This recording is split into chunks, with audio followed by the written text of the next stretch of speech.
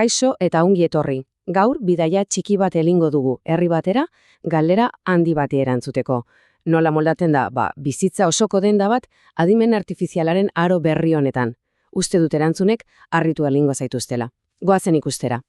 Begira, hitz hauek ez dira nireak. Gure gaurko gidariarenak dira, Idiazabalgo merkatari batena. Eta bere ikuspegiak hain zuzen gure gaurko hausnarketa osoa gidatuko du. Jakinmina eta errespetua, biak batera.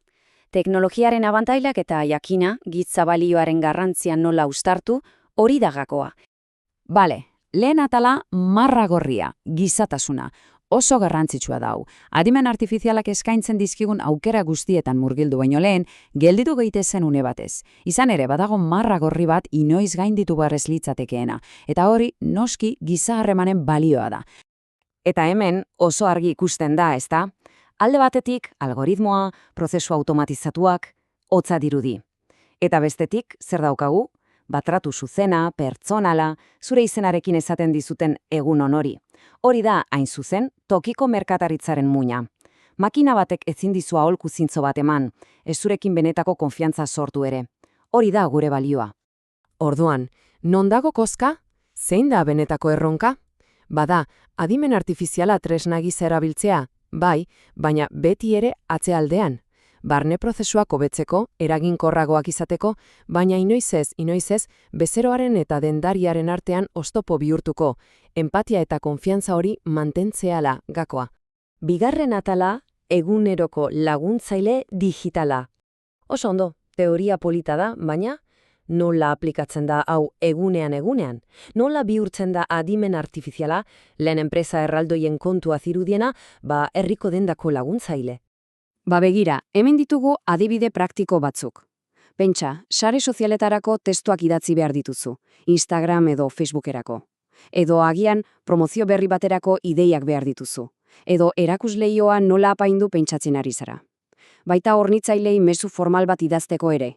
Zeregin hauetan guztietan, adimen artifiziala laguntzale bikaina izan daiteke. Eta badakizu ez zer den honena? Denbora. Dendare txiki batek denetik egin behar du. Saldu, kudeatu, apaindu, denbora da bere baliabiderik preziatuena, eta urriena.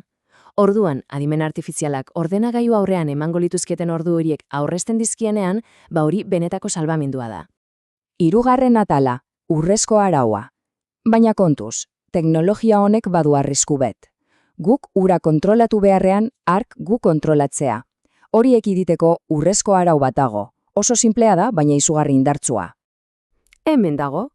Aiak proposatzen du, baina guk erabakitzen dugu. Hori da filosofia guztia. Adimen artifizialak ideiak eman ditzake, zirriborroak egin, baina azken hitza, azken erabakia ukitu personal hori beti gurea da. Gurea izan behar du. Eta nola egiten dugu hori?